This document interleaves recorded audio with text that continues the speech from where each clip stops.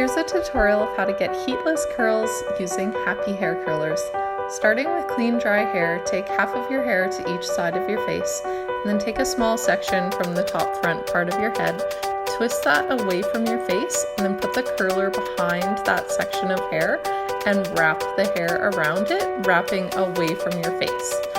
Now, you can wrap 1 or 2 times and then add another section of hair, continuing to twist and wrap until all your hair is on the curler.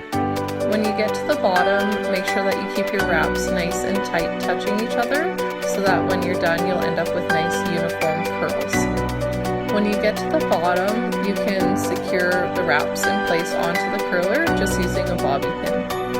Now you can just repeat this process on the other side.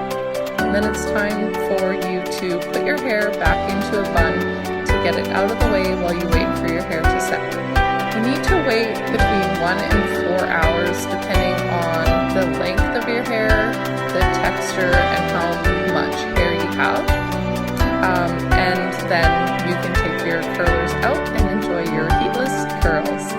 So I've waited 1.5 hours, and now it's time for me to take these curlers out. And here you can see my beautiful damage-free heatless curlers that I got using